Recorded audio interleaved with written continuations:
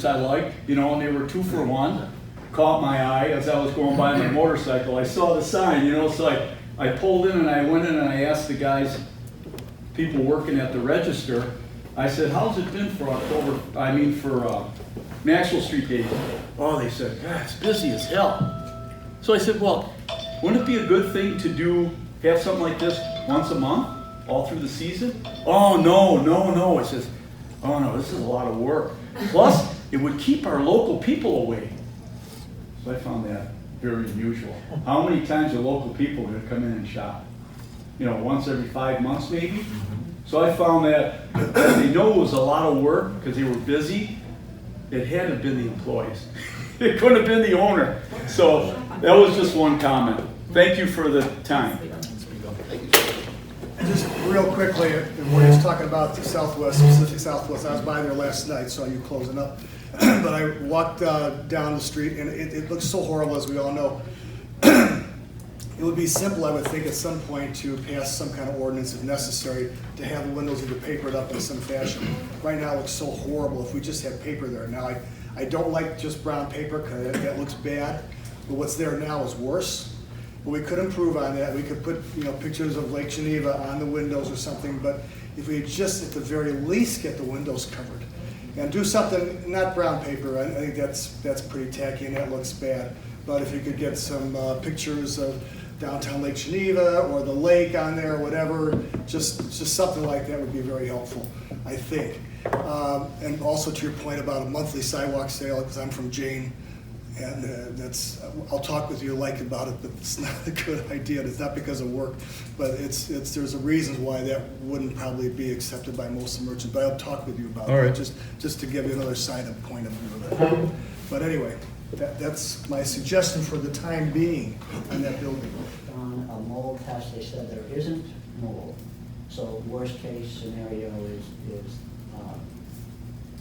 is averted there. It looks dreadful. I think the suggestions I've heard here today are really good. The city attorney and I are reviewing the ordinances to see what our options are there, what we can do, and if the option isn't available to do something immediate and dramatic, we'll put something together. There are things, taxes on vacant buildings, all those sorts of things that you can look at. And the planters and buttons have planters and benches. I think I agree with what Kevin said, and we should, Kevin and maybe Bridget and I should walk around downtown and start to figure out where the city benches are, where the city planters are, who would want those moved up against their storefronts. How do we start to do that, develop some sort of continuity amongst the blocks? And then the last piece is we're in what I call the silly season, which is budget season. We've already had quite a few staff meetings on the thing.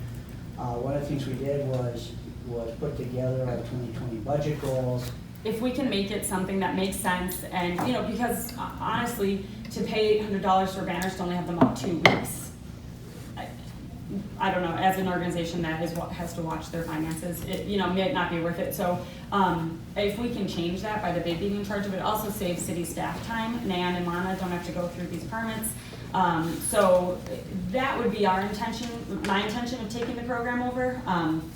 And like I said, I worked with Dave on it. So if the bid approves this, it would still have to go to FLR and council. The city attorney would have to be involved to change the ordinance, and then it would basically be the city authorizing the bid to take control of the program.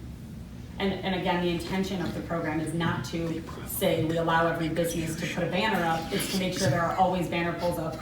We would write and approve our own rules and regulations, which the way I have started drafting them would say events take precedence and then seasonal banners. So, and then any odd business, if there's anyone can apply, and then we would have to vote on that as a board. It'd be nice, let's say whether it's Junker or Sensor Local or somebody that you would sort of get an agreement with. So this is who the bid's going to use, and suggest to organizations, say, well, we have an agreement with them, they'll give you a good price, whatever it is. We do use Just Junker. make the process easier. Yeah, I agree. We of course talked about A+ and copies and prints, but even they said, you know, Yunker would be better for this purpose, so that's when we use to print our banners. And they were, they They're great had to enough warning, a lot of Yep. times it was a long time, and that's when they could do it. Yep. So, I think this is a no-brainer. I think Bridget should absolutely do it. Anything? So great. Expanded too. you know, I don't know what we do with this one. It, Jim was accurate about, How it's written. how it's written. So in that event today, you couldn't go into closed session to talk about it.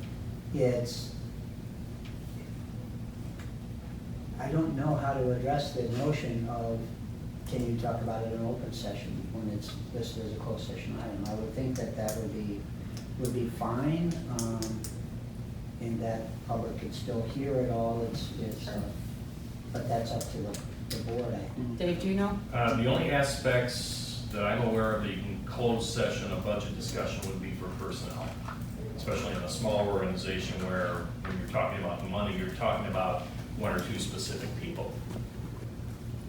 But can we discuss the budget now because it isn't actually on the agenda? Or do we have to do a special meeting for that? Sure, I'll put my neck out. Because your discussion clearly states you were going to do budget, that if you opt to stay in open session to do that, you are not violating the spirit of that. If you would like to have a separate, I mean, I can say out loud that my compensation will be discussed as part of the budget, is that, I don't care if it's an open or closed session, I wanna make sure we're following the rules properly. So it has to be a Okay. separate meeting with an agenda item that's open discussion about the budget, closed session about my salary, which is part of the budget, right? Sounds right. When is your budget due? A draft on the 13th. I mean, it's done, so I'm happy to have the discussion in when, we need 24 hours to post So it, we so can Wednesday. do it on Thursday, excuse me. For whatever day works for, Sounds good. okay. That would probably be the means. Okay. I will, When do you, So- I'll, when do you do it? we'll Coordinate. Wednesday, yeah, I mean, I'm gonna have to, we've now have a couple board members that aren't here, so I would send Yeah. a note to see what time works for our board, I guess, we'll post them. So is it possible for in the future, so this doesn't happen again, if there is an error, for that to be told to Bridget before the agenda is posted? Yes, I didn't see that. Yeah. No, and I'm not It's blaming not you, I'm just No, asking the I- question. I feel the heat, I'm okay. I'm just asking the question. Absolutely. Okay, thank you. Okay, So is it a two-part, is to discuss Bridget's compensation and close, and then go into open to discuss the budget, or? I guess, Okay, we'll figure it yeah. out. That's how it's scheduled. Yeah, I will write it, it's public discussion about the budget, then we'll go into closed session about compensation, and we'll come back out and follow all